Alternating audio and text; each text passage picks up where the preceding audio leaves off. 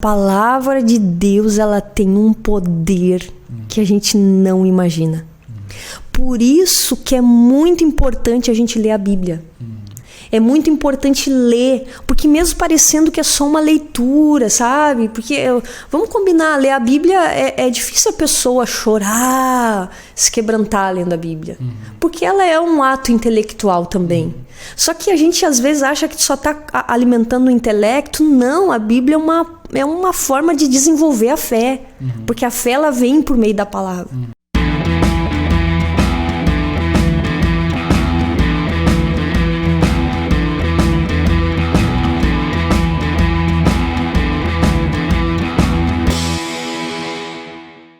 Fala pessoal, tudo bem? Eu sou o Lennon. E eu, Alexandra Trintin. E seja muito bem-vindo ao nosso podcast, onde aqui toda semana a gente traz conteúdo para pregadores.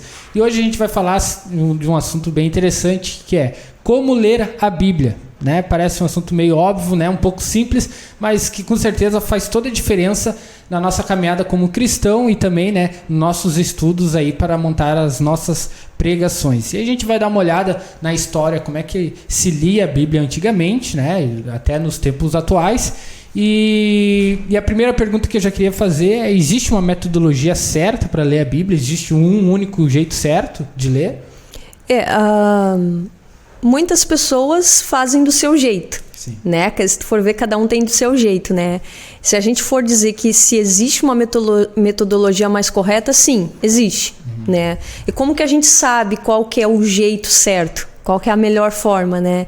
Não é baseado nas nossas experiências só. É olhando para o passado, vendo como que a igreja fazia, né, quais foram os acertos e os erros que a igreja teve, né, em termos de como ler a Bíblia, e tentar trazer isso para uma aplicação do presente, né? Como que aquela metodologia, aquele jeito que eles faziam poderia ser adaptado nos dias de hoje. Sim, que trouxe mais resultado. Que trouxe mais resultado, isso aí. Então, se tu pega na internet, tu vai olhar lá, coloca lá uma pesquisa, tu vai ver que o povo está procurando muito sobre isso, né? Tá pesquisando bastante, como ler a Bíblia, como isso, como aquilo. E o que tu encontra? Tu encontra muito achismo, às vezes, né? Pessoas que vão lá baseado em achismos, outros vão lá e falam baseado nas suas experiências, né? Sim. Mas se a gente for parar para ver, não tem uma base, às vezes, vamos dizer assim, que tenha sido medida e que tenha sido analisado os resultados. Então, a melhor coisa é olhar para a história, né? Principalmente para a história da igreja.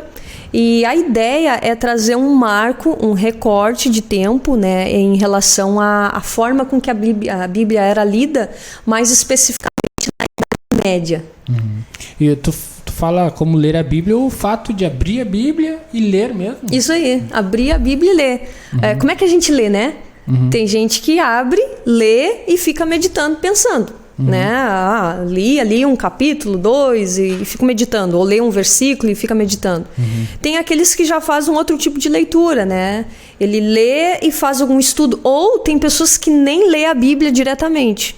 Ele lê algum material de apoio complementar e depois vai lá para a Bíblia, né? Então são várias formas de ler, né? Então, assim, qual que era o jeito que deu mais resultado no passado? Sim. Essa é a pergunta. Qual jeito deu mais resultado no passado, né? E se a gente pegar e parar para pensar e analisar a história da leitura em si, a gente já vê muitas mudanças no próprio ato de ler. Porque, por exemplo, a leitura, e quando eu falo em leitura, eu digo leitura de forma geral, ela passou por algumas evoluções ao longo do tempo, né? Ela nunca foi do jeito que é hoje, era diferente, né? Hoje a gente tem a Bíblia na mão, né? Antigamente nem todos tinham. Não, né? Sem falar nisso, né? Não, era muito cara, né, a Bíblia, para ter a Bíblia. Mas, assim, em termos de leitura, a leitura ela passou por alguns estágios de evolução. Por exemplo, ela mudou em termos de técnica, né? Porque antes as pessoas liam em voz alta, porque a escrita era contínua. Não existia separação entre palavras. Sim. Era tudo emendado. Então, para você entender o que estava lendo, tu tinha que ler em voz alta. Porque lendo em voz alta, tu colocava o ritmo na divisão das palavras. Olha que dificuldade, né? Não é que nem hoje que tu vê ali separado, tu lê. E às vezes até com a separação e com a ponto e vírgula, tem pessoas que têm dificuldade, né? Mas não, era tudo emendado. Então, as pessoas liam em voz alta, né? para tentar achar o tempo certo da divisão das palavras. Então aí já muda, né, essa questão da técnica. Com o tempo a leitura ela passa a ser separada e a leitura então é possível fazer ela de forma visual. Mas isso não só a Bíblia, a linguagem era assim naquela A leitura de forma geral, Entendi. né? Ali na parte da antiguidade ali era assim, né? Até ali na parte da Idade Média, né? A leitura era assim. Qualquer texto escrito era dessa forma. Qualquer texto escrito era dessa forma, né? Era emendado, né? Junto, vamos dizer assim, tudo junto, né? Então, isso foi uma evolução que a leitura passou por conta da escrita. Concorda comigo? Mudou a escrita, mudou a forma de ler e mudou várias coisas sobre as experiências da leitura que a gente vai falar hoje. E tem mais também a questão que teve uma evolução contra a forma da leitura, porque num certo período da história, apenas um tipo de literatura era lida. Depois, com o tempo, outras literaturas começaram a ser usadas, né? Então a gente muda agora a forma do que se lê, o que é lido, né? Muda também. E depois a gente teve a terceira evolução da leitura, que é quanto ao suporte. Por exemplo, antigamente os textos eram em rolo, né? O volumen que a gente chama. Depois eles passaram a ser em codex ou códex, depende da pronúncia, que é nessa forma assim de que a gente tem hoje de texto com página, né? Assim, que nem hoje a Bíblia é assim, é o códex, né? E depois ela passou a ser impresso, né? Qualquer livro, principalmente a Bíblia, passou a ser impresso. Então chega agora a outra evolução da leitura, que é na tela. Sim. A gente lê na tela do celular, né? A gente lê na tela do computador.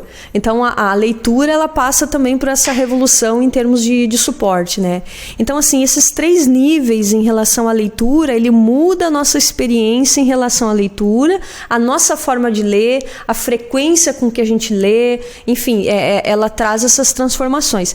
E a Bíblia, ela passou por todos esses estágios. Mas tu diz que a gente muda por causa que antes a gente, como tinha menos acesso, era mais difícil... Existia menos leitura e mais meditação? Ou isso não tem a ver? Antigamente, o que existia? Existia muita leitura e muita dificuldade para ler. Só que não era porque existia dificuldade que o povo deixava de ler. Sim. Hoje em dia, nós temos mais facilidade para ler e pouca leitura porque o povo ficou preguiçoso. Essa é a real, né? Quero ver vídeo. Isso aí. É tudo agora prontinho, né? Então, é diferente. Então, assim, se a gente olhar para a história agora, mais especificamente a Idade Média, né?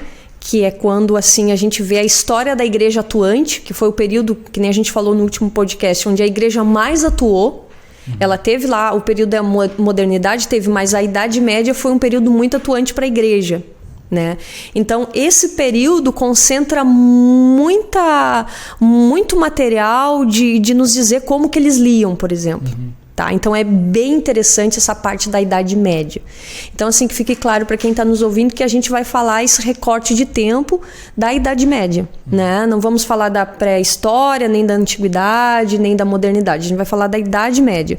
Porque só a Idade Média ela é riquíssima em informações de como as pessoas elas desenvolviam o conhecimento delas em relação a Deus e se relacionavam com Deus por meio da leitura da Bíblia.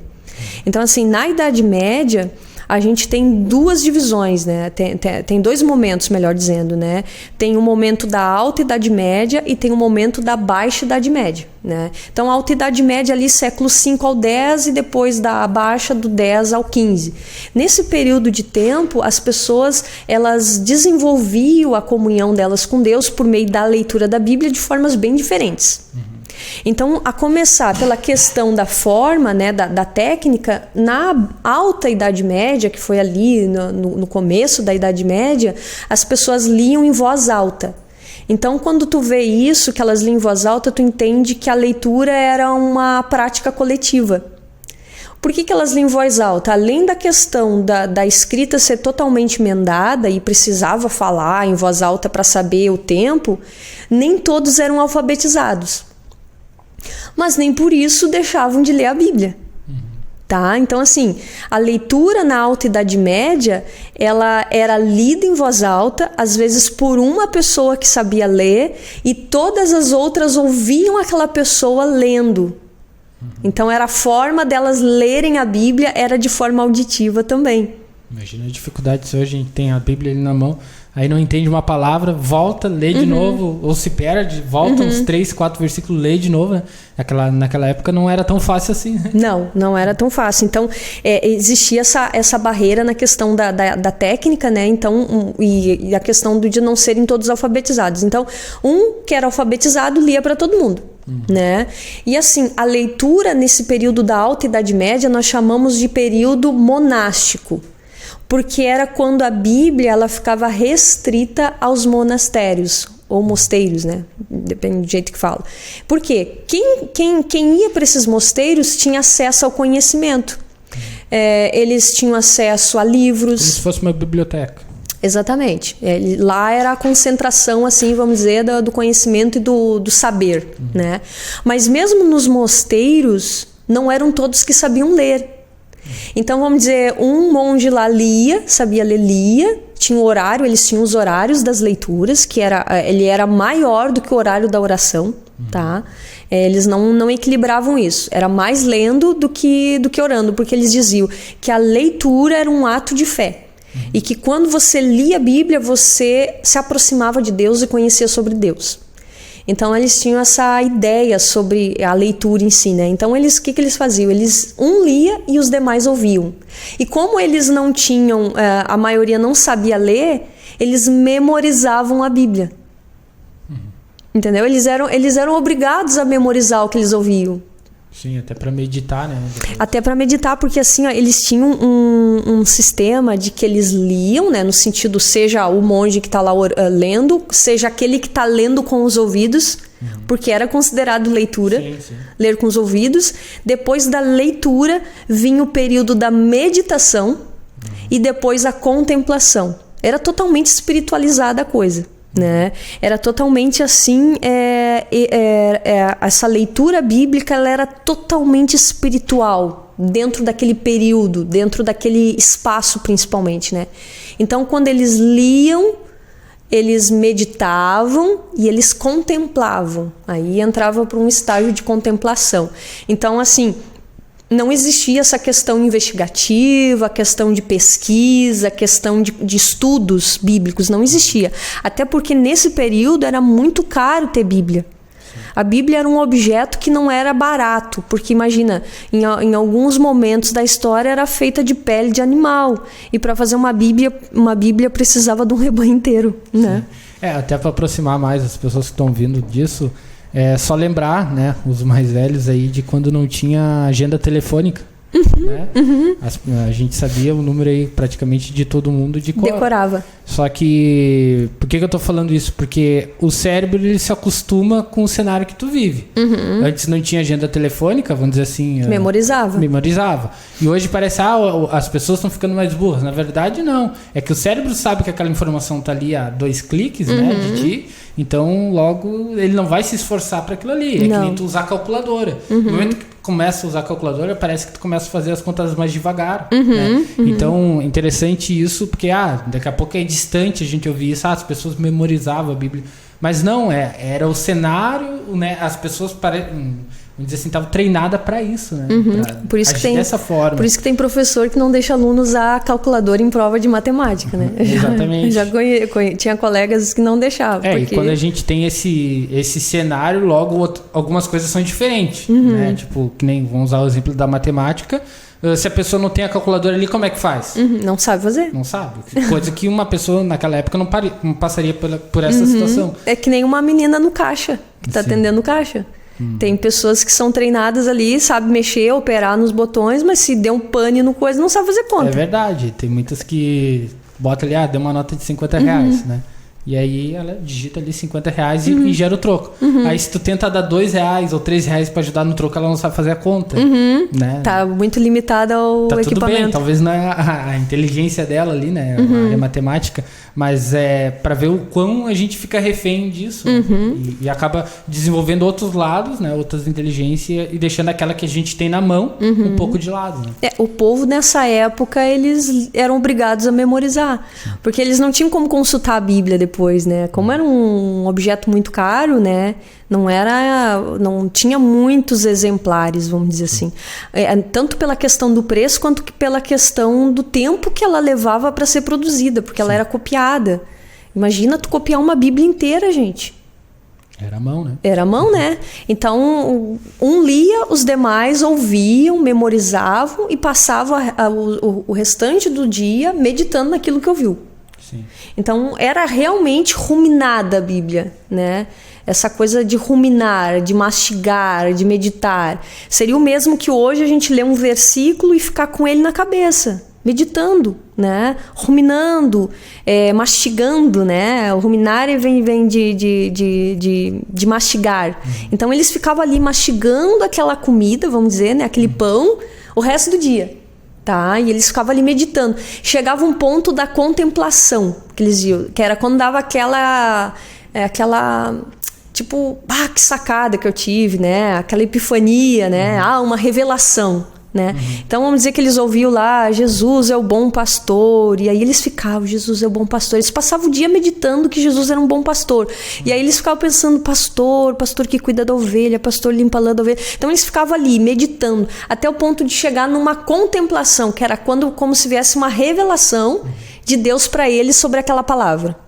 Né? Então, tipo, olha, assim como o pastor cuida da ovelha, eu cuido de ti, por exemplo. Sim. Chegou a contemplação, mas porque eles ficavam meditando, ruminando, né, e pensando.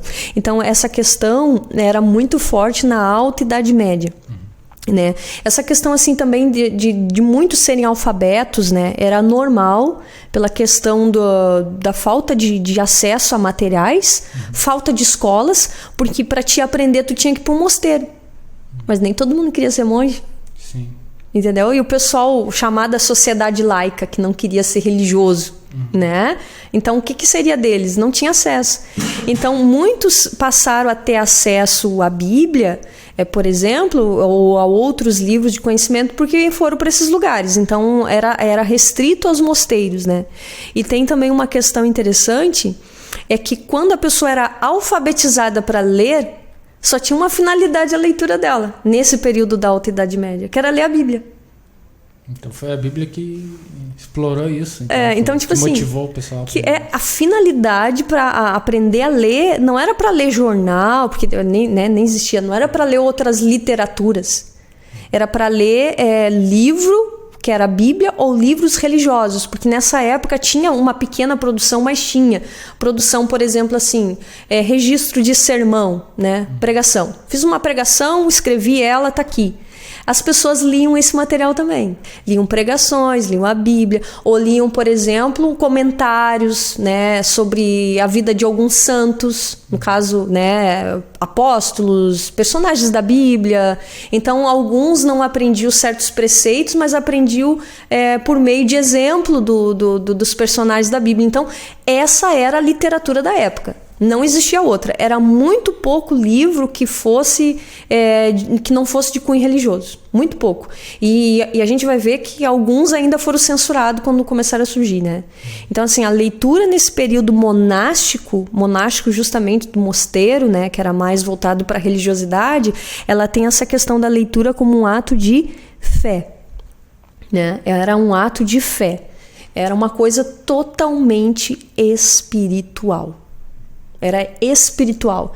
Não tinha finalidade de aprender, não tinha finalidade de conhecer. A única finalidade era conhecer Deus, era se aproximar de Deus, era meditar, era contemplar, né?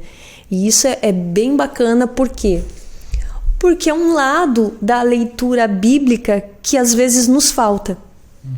Né? Às vezes a gente está tão preocupado em só saber e ter informações ou se alimentar de fontes, né, que já fizeram já passaram por esse percurso, que já estão nos dando a informação pronta, que a gente às vezes esquece o lado espiritual da coisa, que é parar, meditar, ruminar, pensar naquela palavra durante o dia, ficar ali se alimentando, ruminando, mastigando antes de engolir.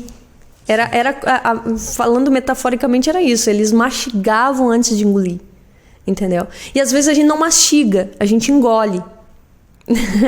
A gente só manda pra dentro. Sim. E por isso que às vezes não faz uma boa digestão. Mas talvez tu... Não sei por que tu entende isso, mas... talvez essa leitura hoje não é tão explorada quanto era antes, Porque hoje o ler a Bíblia, a gente, né, conhecer Deus, na verdade, né, muitas pessoas estão aplicando isso nas pregações, né, porque hoje a gente tem acesso fácil às pregações e cada vez mais conteúdo em YouTube, internet.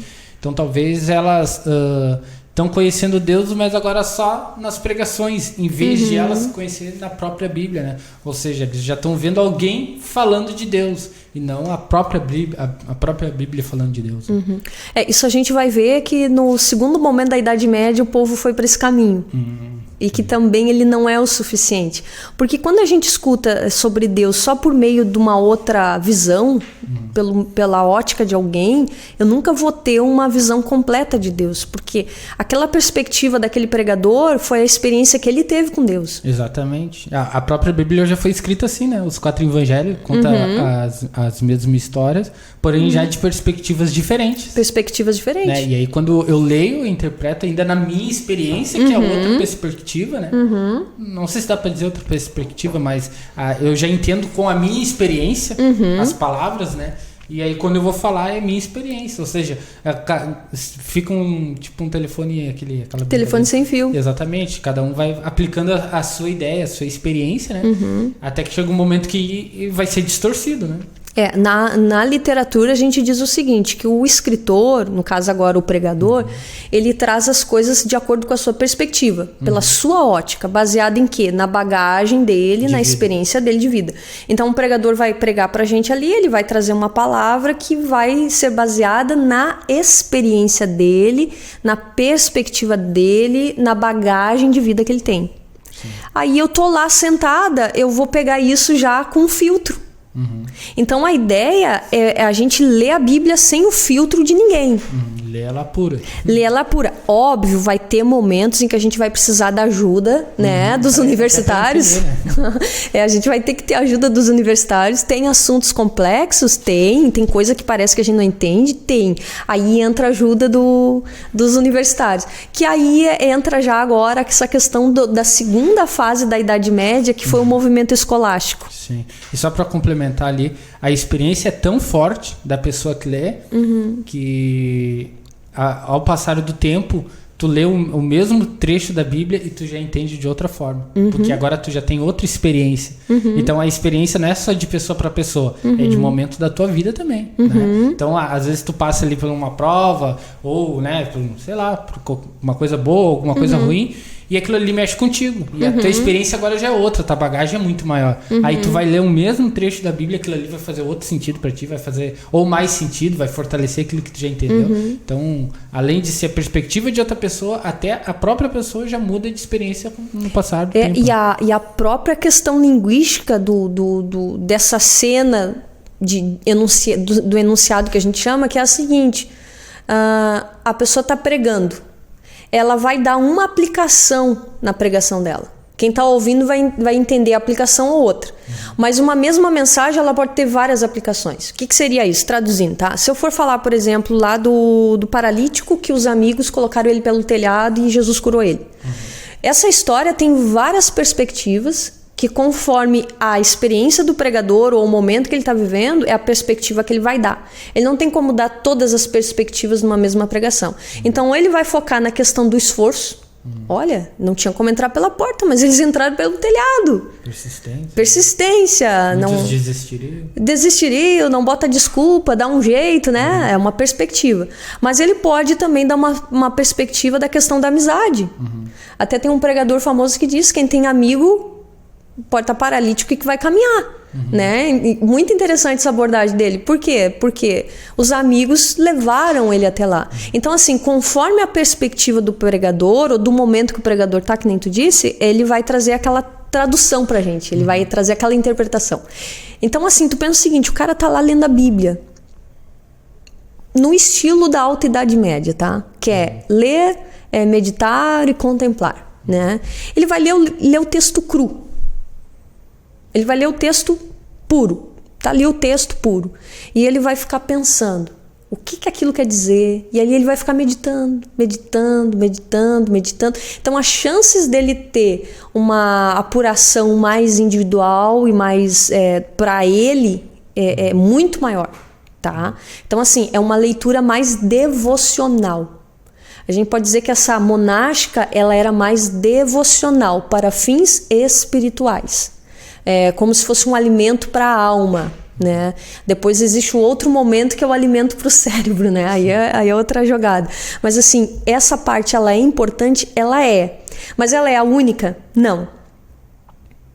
Entendeu? Ela não é a única. Ela é uma parte do tipo de método, do tipo de leitura que a gente precisa ter, né?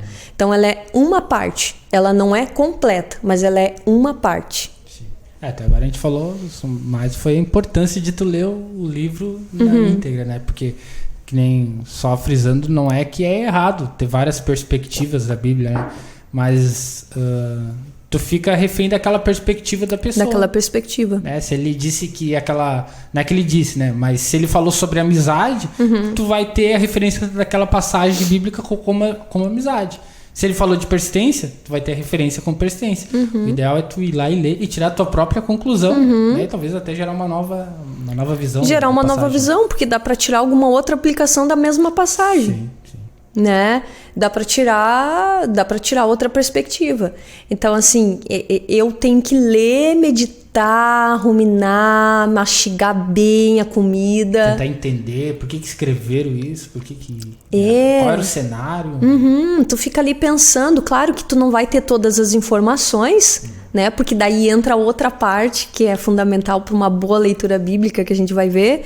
Mas essa parte da meditação e da contemplação, ela foi muito importante nessa parte da igreja da Alta Idade Média, né? Ela foi muito importante e ela foi saudável. Porque assim, o povo não precisava saber ler, mas eles liam a Bíblia ouvindo. E hoje em dia a gente vê às vezes pessoas que dizem: mas eu não tenho como ler a Bíblia, eu mal sei ler, ou nem sei ler, né? Mas hoje a gente tem tanto recurso auditivo. Sim. Né? Não, mas se naquela época já não era uma desculpa, imagina hoje, né? Exatamente, mas o povo lia de forma auditiva, né? Hoje em dia, se alguém da família não sabe ler, um familiar pode ler para a pessoa. Sim. Né? O YouTube pode ler. O Cid Moreira, né? Então, tem recurso, né? Tem recurso. A leitura não é necessariamente com os olhos. Nessa época era uma leitura auditiva. Sim. Tá, mas nós estamos falando da Alta Idade Média, né? Qual que é a outra? Em qual tempo que passa isso? A outra é a Baixa Idade Média, que daí é do século X ao XV. Essa, né? Que a gente estava falando era da Alta. Do 5 ao 10. Né? Que foi ali no comecinho da Idade Média, né? A coisa ela começa a mudar um pouco, porque assim, é que nem eu falei no começo, a evolução da leitura, tem a questão da escrita que evoluiu, muda a leitura, muda a experiência, né? Então, assim, na Alta Idade Média, como a escrita era contínua, era junto. Que é o que a gente tá falando até agora. A leitura em voz alta. Sim. Então, ela era coletiva. E era em volume. Aí eles inventam o Codex, que seria a parte... mais parecido com o que a gente formato mais parecido com o que a gente tem. Então, isso já facilita, né? E eles separam as palavras agora. Ali no começo ali da Baixa Idade Média, que é a partir do século X, já tem essa questão da escrita separada, tá? Então, com a escrita separada, facilitou a vida deles. E aí a leitura ela passa a deixar de ser coletiva e ela se torna individual. O que isso quer dizer? Eu posso ler em silêncio, né? Eu vou ler sem falar, não preciso declamar mais. Ler, reler. Entende? E aí eu começo a ler em silêncio, de forma visual. Então essa é uma marca muito forte do período da Baixa Idade Média. A gente chama que a Baixa Idade Média ela apresentou uma cultura literária de forma escolástica, porque escolástica quer dizer escola. Então, ali nesse período da Baixa Idade Média, como teve aquela migração das pessoas para as cidades, né? E aí agora muda o estilo de vida das pessoas e tal. Agora tem escolas, começam as primeiras universidades e, consequentemente, as pessoas são alfabetizadas. Foi um número bem pequeno, tá?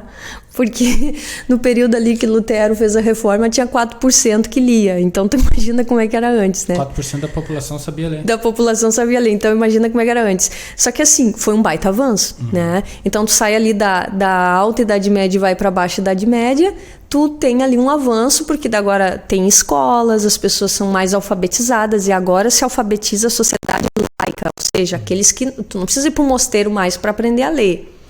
Tu não precisa mais se tornar não sei o que para ter acesso a tal coisa. Então isso aumentou o número de pensadores. Sim. E de registros.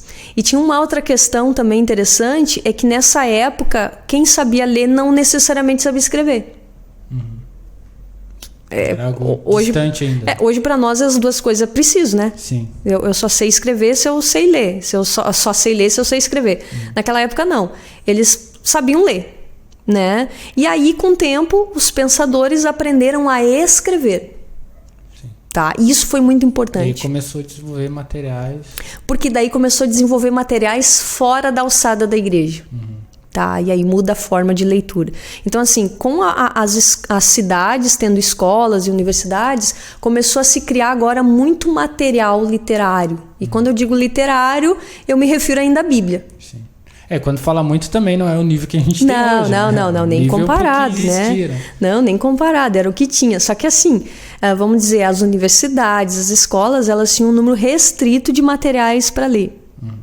Então, com o aumento do interesse das pessoas em ler e tal, as pessoas elas passaram aí começou a faltar material, tá? Mas mesmo assim, o material que tinha, ele era restrito ao campo religioso. Era a Bíblia, sermões, comentários de padres, comentários sobre vida de santos, enfim, era restrito, era vamos dizer assim, um corpo de texto muito religioso.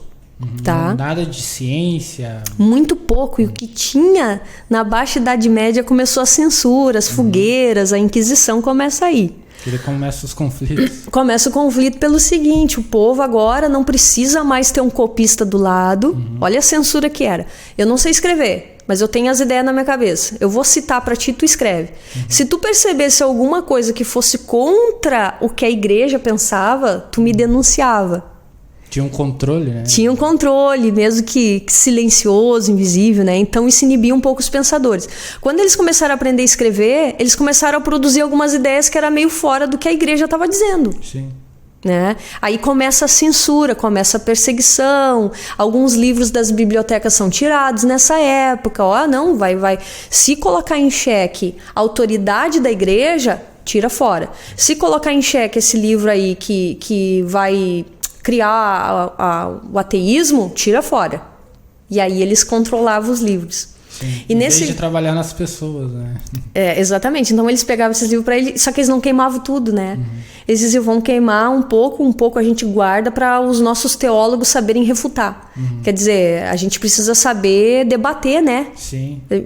Por isso eu preciso conhecer a obra. Então a igreja guardava essas obras, né?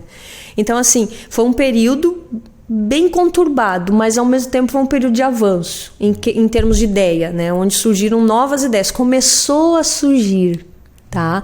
Mas a questão assim da leitura bíblica, voltando para a questão do tipo de ler, como a gente lê, nessa época em especial, como estava aumentando o saber, eles começaram a sentir mais sede e fome por aprender. Então eles saem daquela leitura contemplativa como ato de fé e agora eles entram como uma leitura bíblica por conhecimento. Se antes existia a meditação, agora existe o exame, a análise do texto.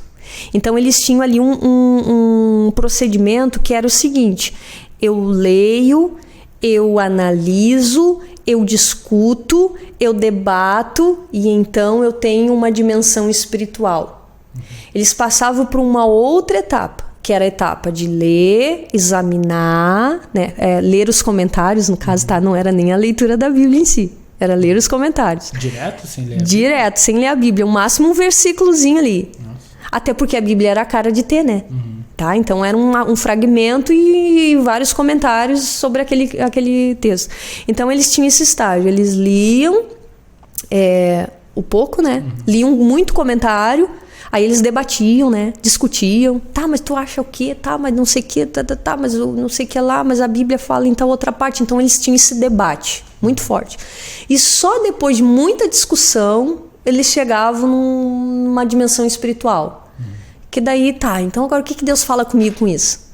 Então era muito investigado antes de tirar uma conclusão. E antes era muito meditado. Olha, são duas balanças diferentes, né? Então, no período monástico, eu meditava. No período escolástico, tudo dentro da Idade Média. Eu examino, eu investigo, eu debato, eu discuto, eu analiso, né? É bom, é bom. Do meu ponto de vista, o que falhou nesse período escolástico também foi que eles leram muito menos a Bíblia e passaram a ler mais os comentários a respeito da Bíblia. Porque assim, era uma questão de tempo e era uma questão de dinheiro, tá? E também uma questão de controle de autoridade da igreja. Para que as pessoas não cometessem uma interpretação errada da Bíblia, a igreja achava que ela tinha que produzir um comentário sobre aquele texto, para a pessoa, né, não se perder na interpretação. O problema é que sempre essa interpretação ela vinha do ponto de vista da igreja predominante, que era a igreja católica, tá? Então, muitas pessoas, elas liam apenas os comentários. E tinha uma questão interessante nessa época, que era, eles tinham uma vontade de dominar tudo que era escrito sobre determinados assuntos. Vamos dizer que o assunto fosse céu e inferno. Toda literatura que falasse sobre isso, eles eram obrigados a saber. Só que como começou a aumentar a produção literária por conta das escolas, das universidades, eles começaram a não dar conta mais de ler. Sim, óbvio, né? Muita coisa, né? E aí o que os caras fizeram? Não, vamos fazer o seguinte, vamos começar a fazer resumo dos livros. E aí eles começaram a fazer resumo. A obra tal, do fulano tal, que trata sobre tal assunto, resumida aqui num parágrafo, num texto. Ou, né, numa folha. Então, esses estudantes, eles ganhavam tempo lendo o resumo das obras. E quem fazia esses resumos? Os próprios pensadores. Né? Igreja católica? Da igreja eles faziam, tinha um trabalho muito meticuloso em pesquisa, né? Teve nomes muito bons da área dos estudos teológicos. Então, vamos fazer um resumo. Vamos fazer um resumo de tal obra que trata sobre a pregação. E aí, assim eles iam. E muitos papas, eles pregavam em cima de resumo. Olha o problema que isso daria. Tá? Porque tinha, né, preguiça de ler o texto original. E também por a questão do texto original não estar tão acessível assim ainda. Porque a Bíblia ainda era cara. Ainda ela era copiada. Então era demorado para ter uma cópia da Bíblia, além de ser muito caro para ter uma cópia da Bíblia. Então os caras fizeram o quê? Livros de resumos. É uma espécie de enciclopédia. Essa época começou a enciclopédia que a gente conhece hoje, esse estilo de enciclopédia, começou nessa época, tá? A tal da glossa ordinária era um livro que continha muitos comentários da Bíblia que esses estudantes iam lá e liam. E eles não estavam lendo muito texto. Na internet do dia. Internet, bem dito. É a gente que já viu, deve ter visto que tem uns aplicativos que tu lê um livro em 12 minutos. Era isso. Sim. Tá? Só que pensa, os caras já eram avançados, né? Isso aí, por um lado é bom porque não faz perder tempo, né? Tipo, li o texto, não me interessei, não lê o livro, né? Vai ler outro resumo, esse aqui me interessei, aí vai ler o livro. Que nem todo livro ele tem ali o resuminho, né? Mais ou menos isso, né? Exatamente. Esse resumo, ora podia ser feito pelo próprio autor, ora designado por algum teólogo da igreja fazer o resumo, né? Para facilitar. A ideia era facilitar e garantir que não houvesse uma interpretação errada da Bíblia. Aí é o perigo, né? Exatamente. Essa que era a interpretação sempre deles, né? Não dava espaço para criatividade. Então, assim, o que eu estou dizendo hoje é baseado no livro A História da Leitura no Mundo Ocidental, tá? Do Chartier. Tá? É um baita autor, é um livro difícil de ler porque ele é denso, né? Ele é histórico, né? Mas assim, ele traz essa questão, ele traz todas essas questões assim da história da leitura e assim, a parte do livro dele, a maior parte é sobre a Bíblia, como que liam a Bíblia, porque era a literatura que tinha na época, né? Então você vê lá, os caras faziam isso para quê? Para facilitar a leitura, né? Só que quando o estudante pegava, ele não lia diretamente a Bíblia, ele lia o que falavam sobre ela. Que é o mesmo que o cara hoje que vai ler a Bíblia, eu tô com preguiça de pensar em meditar ou de investigar. Vamos ver o que o fulano fala? A gente larga lá um videozinho na internet, né? Ou bota no Google. Google, o que quer dizer tal coisa na Bíblia, né? Claro, por alguma coisa facilita, mas nos torna muito preguiçosos. Sim. E pode limitar nossa criatividade, como limitou do povo antigamente, né? Essa questão desse período escolástico, ela traz algumas lições pra gente, tá? Uma das lições que ela traz é a questão justamente do comodismo, né? Por conhecimento, vou pegar pronto, não vou na fonte. Isso nunca é bom, tá? Por mais que a gente ganhe tempo, que facilite nossa vida, nunca é bom. A gente sempre tem que estar na fonte, que é a palavra. Eu preciso ter esse processo de ler a palavra, de meditar na palavra. Só depois disso eu parto para uma investigação, eu parto, né, para um momento mais de estudo. Só que nesse período escolástico eles foram para um outro extremo, que foi só o da investigação, né? E faltou a parte da meditação, né? Então não era mais um ato de fé. Era uma forma de aprender, era um trabalho, era um trabalho intelectual e não espiritual. Bem aquela coisa das balanças, né, da hermenêutica espiritual e naturalista, é bem isso, tu vê assim, é uma balança que nunca equilibra, né? Então eles foram desse extremo, foram para o outro. Nesse período escolástico, a parte interessante que a gente tira uma lição é que mesmo a Bíblia fragmentada, ela tem um poder que a gente não imagina. Por quê?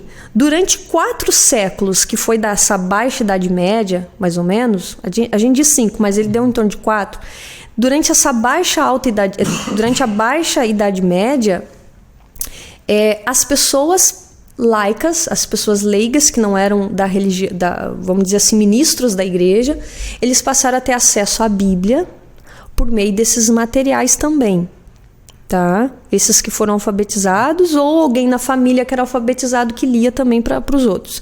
Então eles liam um versículo e toda uma explicação, comentários sobre aquele versículo. Vamos dizer assim, o textinho da Bíblia era muito pequenininho. Tá? Um versículo, um capítulo. O resto era muito comentário, muita explicação. Só que esse versículo, ele ficou ali na mente da pessoa. E isso, segundo o historiador Chartier, ele disse o seguinte, que isso foi suficiente para fomentar não só a aceitação das ideias da reforma, como também fez com que o povo a desejasse. Olha que profundo. O povo, lendo o pouquinho que lia da Bíblia, não só aceitou a reforma, como desejou a reforma. Eles ficaram por aqui. Porque eles se depararam, mesmo que com trechos pequenos, mesmo que com comentários que muitas vezes favoreciam o ponto de vista da autoridade que era da época aquela igreja, eles viram que algo estava errado. Sim, pelo pouco. No caso, o que li, eles já pensavam, não, é bem por aí. Isso. Exatamente. Não é isso que estão querendo, que eu entendo que a Bíblia quer dizer. Isso aí. Então, assim, a palavra de Deus, ela tem um poder que a gente não imagina. Por isso que é muito importante a gente ler a Bíblia. É muito importante ler, porque mesmo parecendo que é só uma leitura, sabe? Porque, vamos combinar, ler a Bíblia é difícil a pessoa chorar, se quebrantar lendo a Bíblia. Porque ela é um ato intelectual também.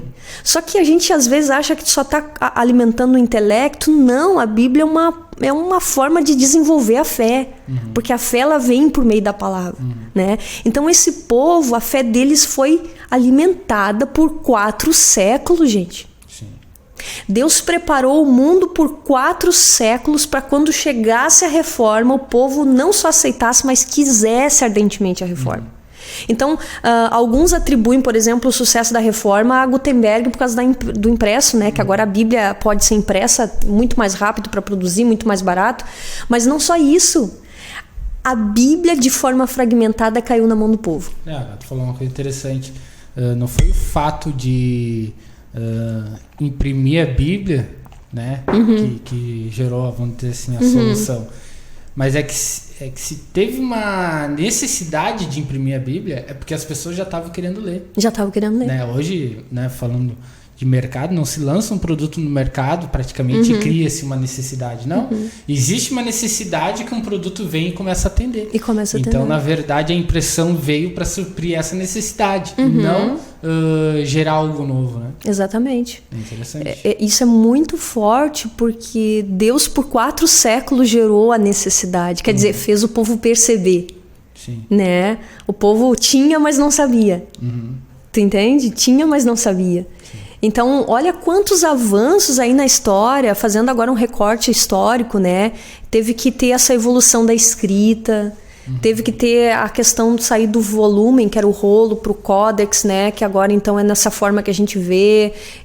O material vai ficando mais barato, existe agora mais intelectuais, mais pensadores produzindo material, pensando, porque assim, esses materiais feitos, eles não eram ruins, eles eram bons.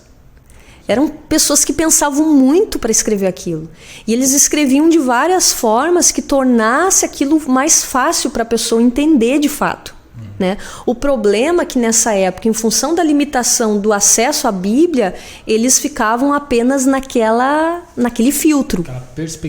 Naquela perspectiva. Esse foi o problema do período escolástico. Mas o povo ele avançou muito no conhecimento nessa época. Né? Tinha essa questão do comentário, de querer saber porquê, de saber o texto a fundo, de analisar a vida dos personagens da Bíblia. Né? As pregações elas eram um pouco mais profundas. Não daqueles, claro, que pregavam baseado no resumo, né? Porque também, agora fazendo parênteses, tem pregador que prega baseado na pregação de outros. Sim. Né? Vamos ver que, eu gostei tanto dessa pregação, vou ter que pregar igual. Sim. Né? Ele nunca é original, ele prega baseado no que está pronto, né? No que ele ouviu. Claro que eu posso estar ali ouvindo uma pregação, ter uma inspiração, né? Até a gente já falou isso aqui. Sim. Mas a estrutura, ela tem que ser meditada, ela tem que ser pensada, né?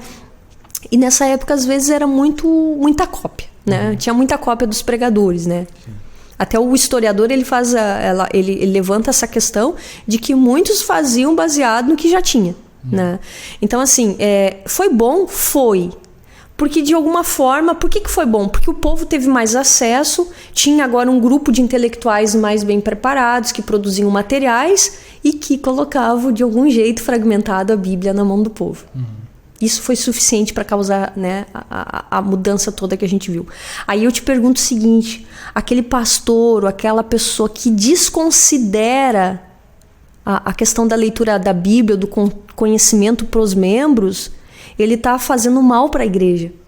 Né? Por quê? Porque se a gente, enquanto líder religioso, entender que quanto mais o povo saber sobre a Bíblia, ou sobre Deus, ele melhor vai ser para ele, mais avivado ele vai ser, evita muita incomodação para esse líder, tu entende? Sim.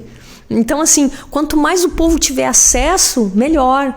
Quanto mais o povo conhecer, mais mudanças isso vai gerar nele. Então, enquanto leitor da Bíblia, eu preciso entender, eu preciso ler a Bíblia porque isso me muda. Não é só um ato intelectual, não é só um trabalho intelectual que nem nesse período escolástico via. Também não é só um ato espiritual. É as duas coisas. O problema é juntar, né? Sim. Com certeza. O problema é tu conseguir botar as duas coisas juntos, né? Então, assim, Deus ele agiu ao longo da história? Agiu. Deus ele usou a revolução da escrita? Sim. Eu vejo Deus por trás disso. Né? Eu consigo ver Deus por trás da forma com que era escrita, porque isso facilitou a vida das pessoas, a forma da evolução do papel, né? Hoje nós temos a Bíblia na tela, nós temos acesso, e isso não é diabólico, não, é Deus agindo, é Deus se adaptando, fazendo a igreja avançar, elevando por meio da tecnologia a Bíblia a outros povos, a pessoas, né, que talvez nunca comprariam uma Bíblia, mas que por algum motivo baixou um aplicativo que é de graça. Então, olha as formas de Deus agir, né? Então, toda evolução ao longo da história, tu vê Deus como o articulador de tudo, né? E aí, quando tu olha os dois modelos dentro dessa Idade Média, o monástico e o escolástico, tu vê que tu tem que juntar os dois. Sim, equilibrar os dois, né? Equilibrar os dois. Isso aí. Tu tem que meditar, contemplar, mas tu também tem que investigar, né? Tu tem que ter aquele viés mais investigativo, saber o que aquilo quer dizer, ler sobre, pesquisar e o principal de tudo, nessa fase da Idade Média, como a igreja era muito ativa, eles liam todos os dias. Coisa que nem sempre o cristão da atualidade faz. Com todos os recursos e facilidades, né? E facilidades. Não precisa abrir uma Bíblia no meio de um trem, do trabalho. É só abrir o celular mesmo, né? Abrir a tela do celular e clicar no aplicativo. Né? Não custa nada hoje, né? É. Custa alguma coisa? Ah, não tem dinheiro para comprar Bíblia. Bom, tem organizações que dão de graça. Sim. Tem o aplicativo do celular. Né? Se cobrar também vai ser R$10. Pois é. Então, assim, tá no acesso hoje. Mas, claro, a gente entende, tem a questão cultural. Antigamente, as famílias, o entretenimento delas era se reunir para ler. Sim. Ou se reunir nas praças, já né? Mudou, né? Mudou, por exemplo, lá na Antiguidade, lá em Roma, na Grécia, era muito comum eles ficarem lendo nas praças. O entretenimento deles era aquele. Olha que diferença, né? Por isso que eles produziram muita coisa intelectual, né? Os caras, o entretenimento deles era a leitura. Aí tu pega assim, ainda nesse tempo da Idade Média, as famílias depois da janta se reuniam para ler. Sim. Meditar, fazer o culto. Hoje a família faz isso para assistir Netflix. Né? Netflix, né? Ou para cada um ficar ali no seu celular. Nem na janta, às vezes, as pessoas largam o celular. Sim. Então, são outras culturas? Mas a gente precisa resgatar essa forma e essa reverência que eles tinham com a palavra, né? A palavra ocupava grande parte do dia deles. Claro que os mosteiros lá estavam ali para aquilo, mas mesmo na sociedade laica, que não estava ali diretamente numa função religiosa, eles liam diariamente. E interessante que uma das obras que circulou muito na Baixa Idade Média foi justamente uma obra que falava sobre a vida de Cristo, tá? Que incentivava as pessoas a orar e a ler. E mesmo que o texto chegava fragmentado, eles oravam e liam. E isso fez a reforma acontecer. Sim. Então, assim, se a gente quer ter uma reforma, uma mudança, se a gente quer avançar espiritualmente, a gente tem que orar e ler todo dia. Não só como cristão, né, mas com nós como pregador, ter essa responsabilidade, né? Porque a gente está dando a nossa perspectiva na hora que a gente prega, a gente está falando a nossa experiência para as pessoas, né? E isso vai impactar muito lá na frente da vida daquela pessoa, né? Vai. Então, assim como pode impactar positivamente, a gente pode impactar negativamente. Então, a responsabilidade que a gente tem nas mãos como pregador é gigante. Né? Então, quanto mais a gente se aproximar do texto puro, vamos dizer assim, maior a chance disso dar certo, menor a chance de a gente falar alguma heresia, né? Ou até daqui a pouco distribuir algo, né? Errado, algo fora da Bíblia. Porque se a gente for ver, que nem pelo que a gente vem falando, a Bíblia ela tem hoje no mundo 7 bilhões de perspectivas diferentes, né? Cada um tem sua perspectiva, o seu olhar, a sua experiência diferente. E quando eu olho a Bíblia, tem a minha, né? E então, isso é importante porque às vezes a pessoa, por ignorância, não digo má fé, mas às vezes por ignorância a pessoa tem uma leitura errada. E acaba criando um evangelho fora da Bíblia. Acabo botando Cristo numa posição que ele não teve. Né? Enfim, a gente conhece aí muitos casos disso. E a gente acaba seguindo aquilo ali sem ao menos ir lá e conferir na Bíblia se aquilo ali é um fato. Né? Então a responsabilidade de nós que pregamos a palavra é gigante. E a gente pode ir para o bem, assim como a gente pode servir para o mal, numa palavra errada, às vezes, numa frase errada que a gente falar. Né? E quando a gente faz essa leitura da Bíblia, misturando essas duas culturas, a monástica e a escolástica, a gente tem pregações mais originais. Né? Porque a original é o quê? Tu meditou no texto, foi tu que meditou, foi tu que pensou, foi tu que ruminou, foi tu que ficou ali batendo aquele texto na cabeça, né? E mastigando na boca. E só que depois dessa contemplação tu passa para uma outra fase que é a investigação. Sim. Aí tu entra na fase escolástica, né? Tá, agora eu vou ter o conhecimento disso. Aí tu vai lá, faz exegese, faz hermenêutica, faz toda a pesquisa. Quando tu junta essas duas coisas, tia, tu tem uma baita pregação na mão. que é totalmente original. Sim. Ela nunca vai ser original se tu só partir da investigação, né? Mas também tu não pode ficar só na meditação, porque tu precisa de elementos investigativos, elementos, né, de conhecimento que vai dar respaldo para ti, né, argumentar. E resumindo então, antes de estudar qualquer assunto da Bíblia, antes de procurar uma pregação, antes de procurar até um estudo na internet, escrito, enfim, a dica é ler a Bíblia antes, né? Ler a Bíblia primeiro. Tenta ter tua perspectiva, a tua meditação sobre isso e depois parte para uma investigação. Pro complementar, né? Frisando bem que não é errado a gente ouvir pregação, não é errado a gente ler leitura. Só que existe um equilíbrio nisso e o mais importante do que ler coisas de terceiro é a gente ler a Bíblia na íntegra, né? Perfeito. É isso aí. Então tá. Esse foi o podcast de hoje. Espero que a gente tenha te ajudado, né? Receber essa dica aí de ler a Bíblia, né? Parece muito óbvio, mas esperamos que a gente tenha ressaltado um pouco mais a importância disso, né? Para você ter cada vez mais acertos, né? Na hora de montar as suas pregações e até para sua vida cristã, né? Sim. Amém.